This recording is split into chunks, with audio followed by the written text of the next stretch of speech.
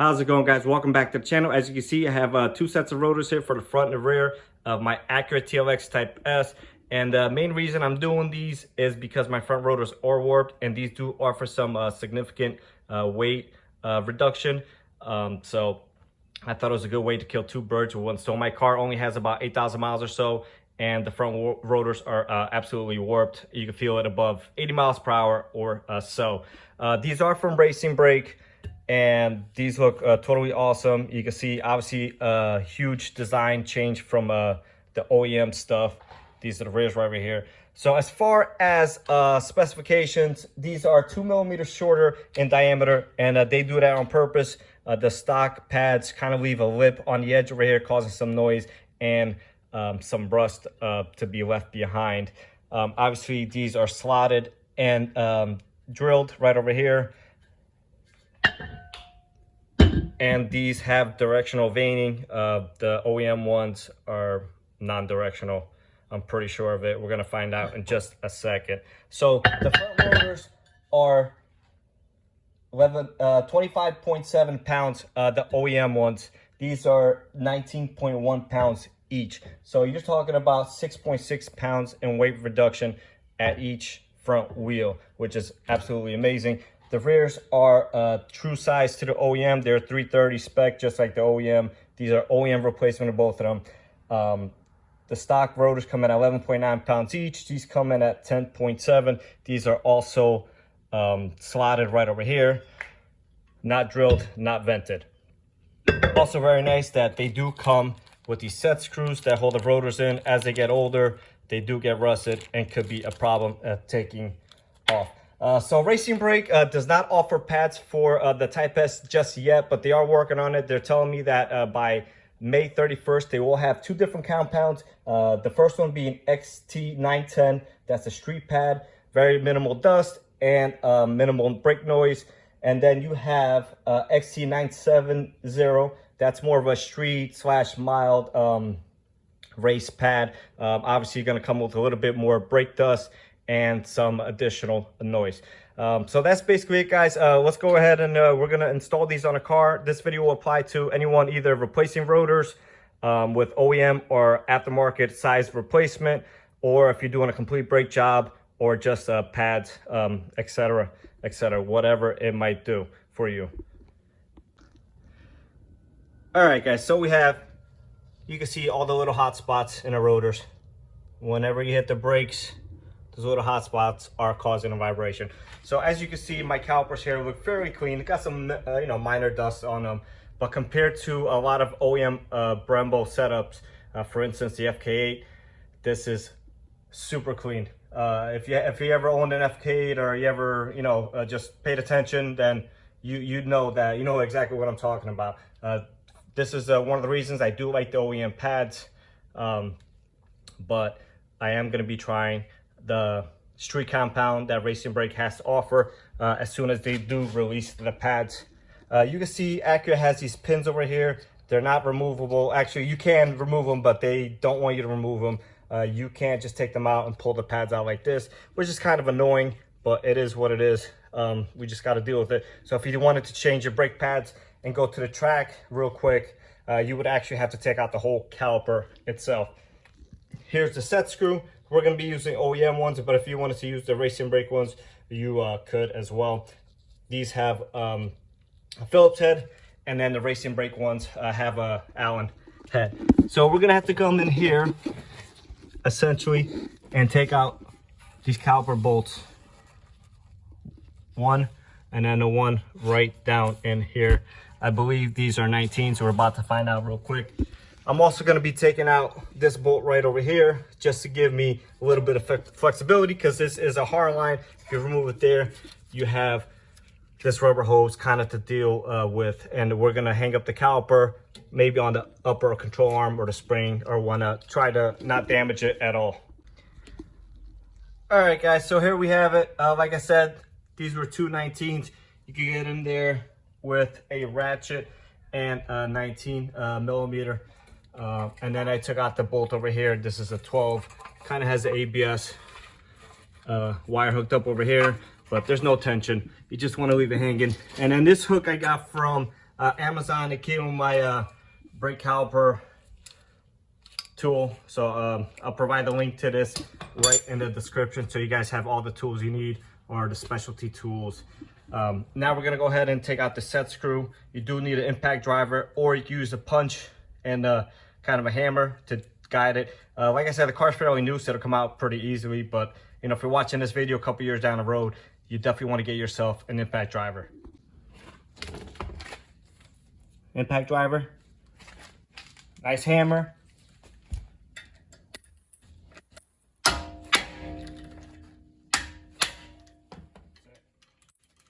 Few wax, all it took.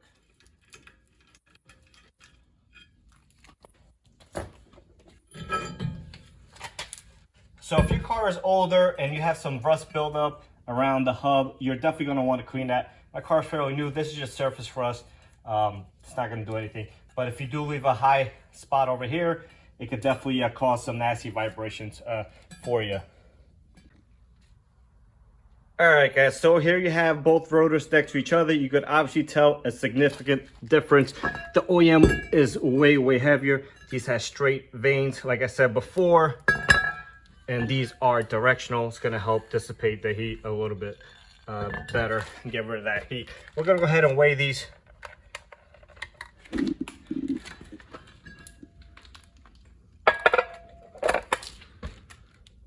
Stock rotor, looking at 25.6 or so. Racing brake rotor. Set my scale over here.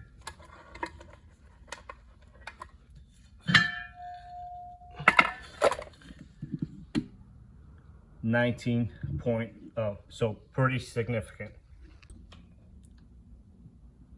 All right, guys, so now we're gonna put the rotor on the car. Pretty simple steps here.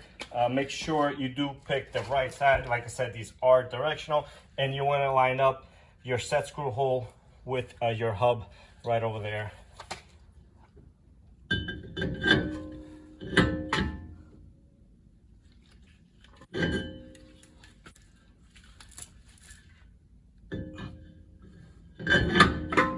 there you go. So these are two different offsets over here, slightly off. Just make sure you line it up with the one you need, and you will be okay. Now you're gonna want to install the rotor screw, and you don't even have to whack this or anything, but if you wanted to, just give it a gentle tap, and that's it. Not going anywhere. All right, so now we're gonna actually have to take out one of the brake pads. Want to remove your hook, and the brake pad, they just kind of slide out of these pins right in here, kind of like that. It's actually a pretty cool setup. Like I said, these rotors are 2mm thicker, so you will have to compress the pistons, and you're going to use your tool right over here.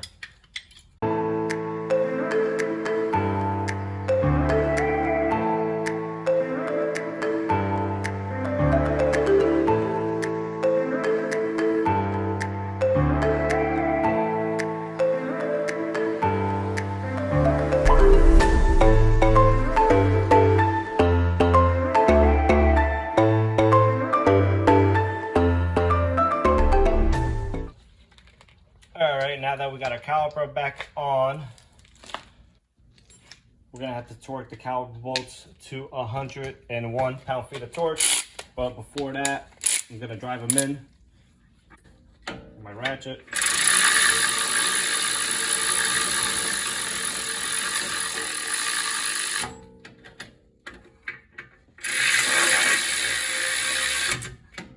All right, now you're gonna take your torque wrench. You choose to, you choose not to, so just make it as tight as you want to. And we're just gonna torque this. These calipers are aluminum, so you wanna make sure you do not strip them. Once again, 101 pound-feet of torque.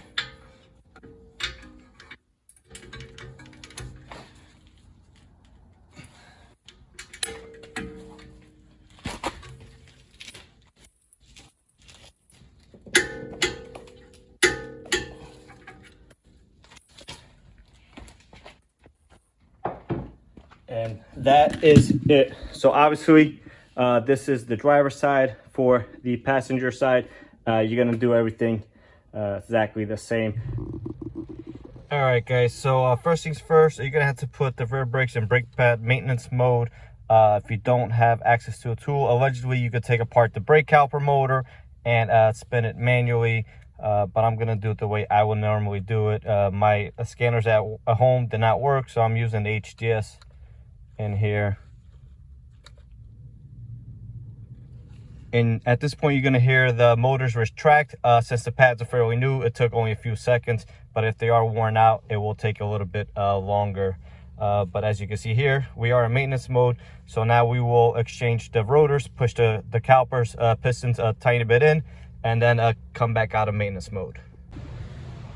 All right, guys, so here we are. This is the left rear. Let me show you the fronts real quick. They have about 15 miles on them, just to show you how they are wearing. These are gonna look awesome once all the hash marks and stuff are out of them, cross hatches. So they're looking great. Right over here in the back, this is the parking brake caliper connector. So you're gonna want to remove this. I remove it because these pins, especially on our cars, they come out super easily and you damage this harness. So all you have to do is just go in here with a 90-degree pick, pull the tab open, and then slide it back. Once it's released, just like that. Not a must-do step, but I do it out of precaution. And all it is a 2-pin connector. Get that out of the way. This comes with 2 caps for the bolts right over here, one on top, one on the bottom. I already took out the top one. They just come out real easy. You're gonna want to make sure you put these back so you don't get any moisture in there. Got the second one. And then last but not least, we're gonna take out this spring right over here without damaging the paint on the caliper as best as possible. And this is a 7mm Allen socket. Make sure you use a quality Allen socket. The cheaper ones tend to strip these out real quick.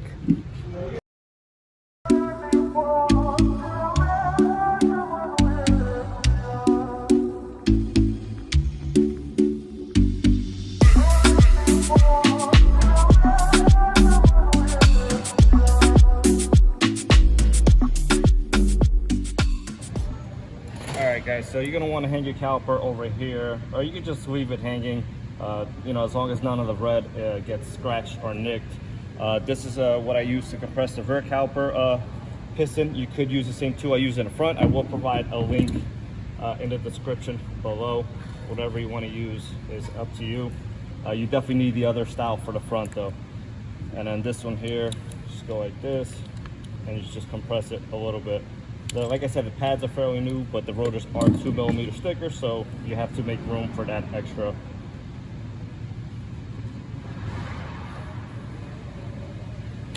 All right, so now that that's done, you have 2 bolts that hold the caliper bracket in, 17. I already loosened them beforehand. So we're just gonna go ahead and take those out now, and then remove the rotor and measure it.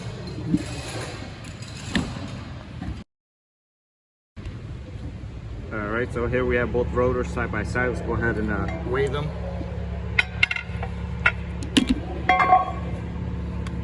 Scale to go here. 12 pounds, OEM rotor. Wait for the scale to reset here.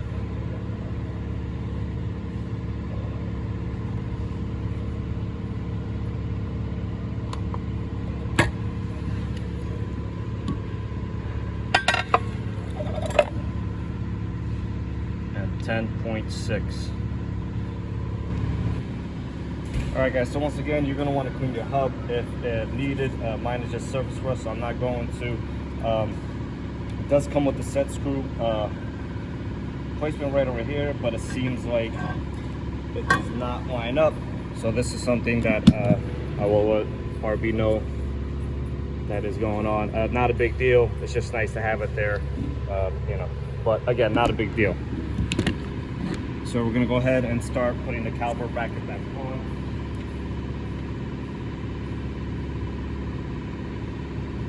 So So Acura wants you to replace these. I don't think it's needed because, let's be honest, who's going to be replacing these every time? These do get torqued down to 80 pound-feet of torque, and the small Allen key bolts get torqued down to 18 pound-feet of torque. So once again, these are 80. The small Allen, 7mm Allen, or 18 pound-feet of torque.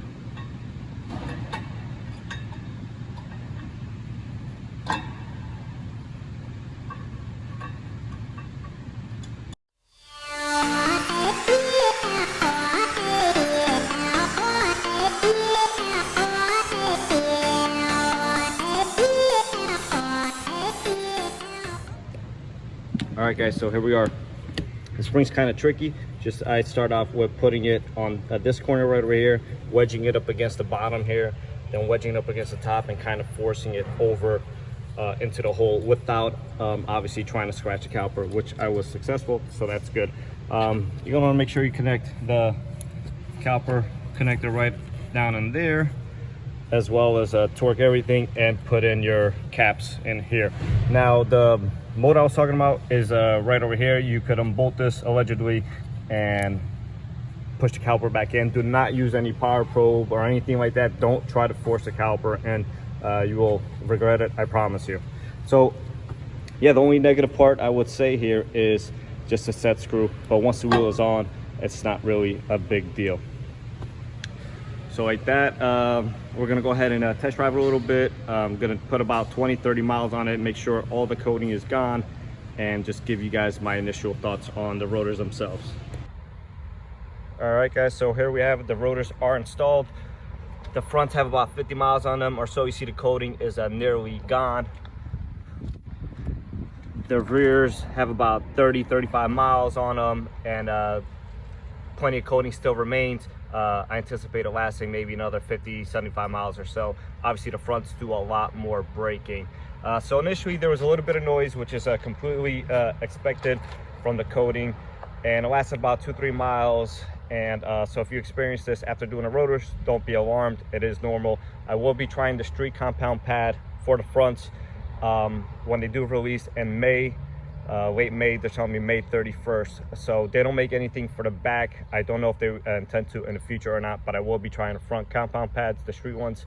And I will obviously post a review on that, but still no brake dust, which is awesome on the OEM pads. So yeah, the car does feel a little bit more nimble. It could be psychological, but it did lose 16 unsprung pounds. So like I said, it could be psychological, but it definitely feels a little bit more nimble, lighter on its toes. So hopefully this video helps somebody if you're considering upgrading. Obviously aesthetically they look better. The front rotors warped fairly easily, and you lose some unsprung weight, which is all three positive things. I did speak to a whole bunch of people. I'm heavily involved in the community, and about 5 or 6 guys, including myself, do have warped front rotors, and I anticipate that number to go up as summer months approach and people do start driving it more spiritually. These front rotors are definitely not cooled properly from factory, and it'll definitely be an issue in my opinion. So make sure you guys stay tuned. The springs will be here this week. The wheels will go on right after the springs are here. Ended up going with the Swiss springs because the Tanes are on back order until who knows when. Apparently they're still stuck in Japan, so I don't really want to wait for those. Also ordered the front mount, so as soon as that's released and shipped, I will be installing it. Also going to be waiting for their charge piping to release, and I ordered that when it is released. And finally, obviously K-Tuner, as most of you guys know, is under beta testing, so hopefully we have something so we can really access and extract some of the power that the car we know has the potential to produce. So once again, guys, thanks for watching. Please like, comment, and subscribe, and make sure you stay tuned for all those following mods that I just mentioned.